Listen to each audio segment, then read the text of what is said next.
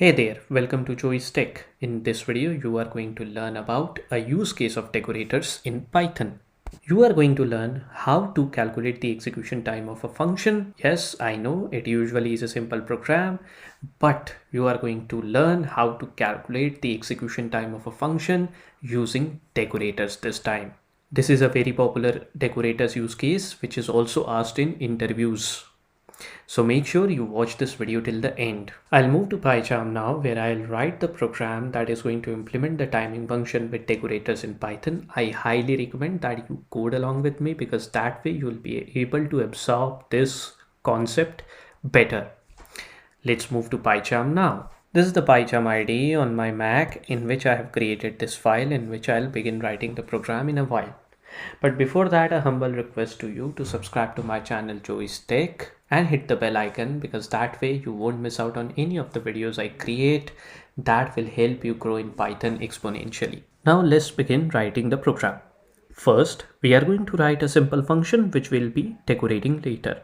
In this function, we'll run two loops. The inner one to calculate the cube of all the integers from 1 to 1000, and the outer one to specify the number of times we'll calculate the cube of all integers from 1 to 1000.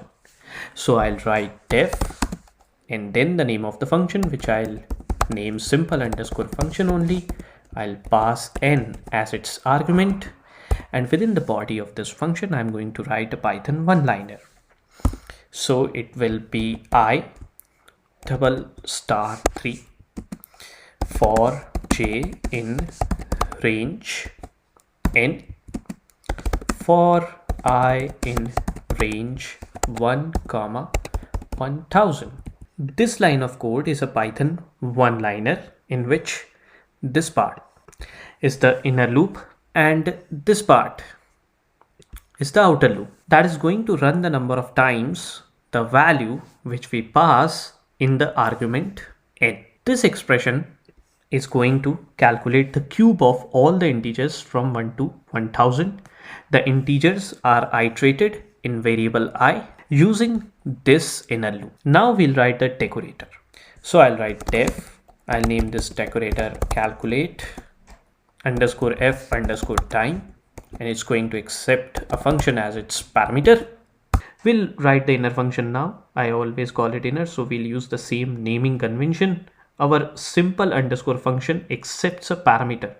So the inner function must also accept a parameter. A generalized way to write the arguments is to use star args and double star kwargs. So I'll write def inner within brackets. I'm going to write star args and double star kwargs.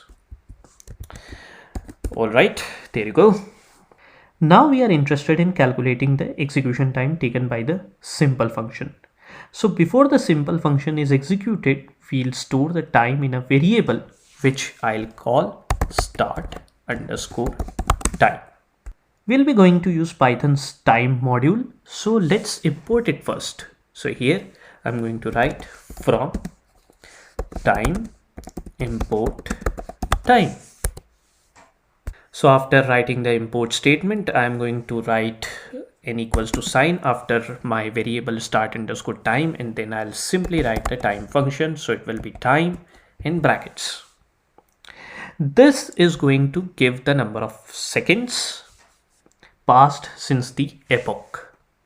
So start underscore time is going to contain the number of seconds passed since the epoch, and this is what this time function is going to do.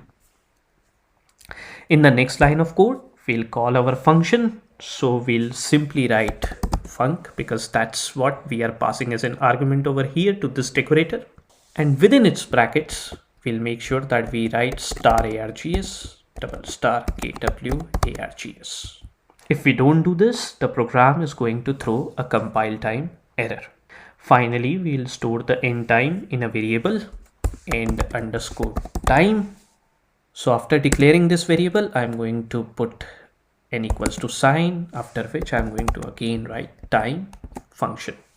Now we'll store the end time in a variable end underscore time. So it will be end underscore time followed by n equals to sign.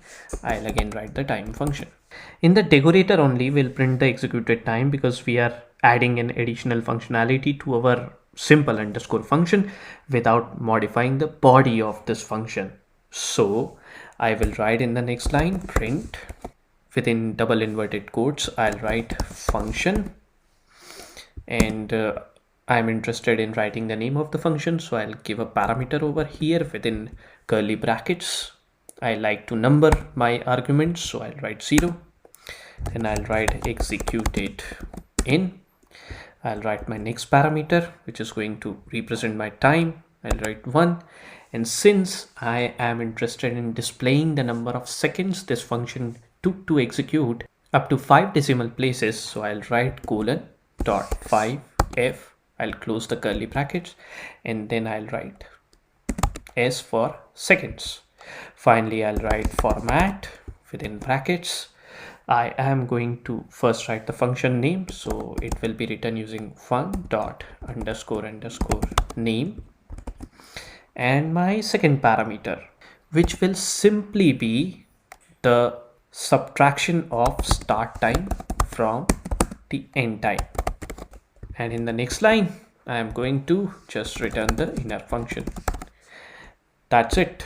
My decorator has been created. Finally, we'll write the decorator syntax, which is adding the decorator function name on top of the simple underscore function after the add symbol. So I will write at. After that, I'm going to write calculate underscore f underscore time. Let's write the main function. So I'll type main and let Pycharm do the rest of the work for me. Within this main function, we are going to call the simple underscore function. So I'll write simple underscore function, and I choose to pass 500 as the number of times the cube of all integers from 1 to 1000 will be calculated. Finally, our program is complete. Let's run it to check what output does this program give.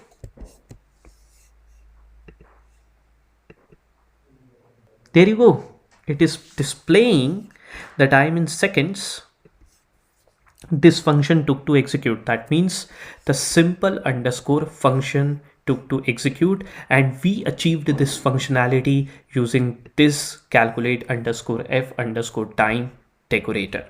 Let's pass 1000 instead of 500 and check if the time taken by the function increases. So let me run it again. There you go. You can see that the number of seconds has increased. And thus in this way, we have achieved calculating the time taken by a function using Decorator. With this, we have come to the end of this video. I hope you enjoyed learning this program from me. There are other videos of decorators which I have created, the link to which you can find in the description box of this video or as a part of this video's end screen.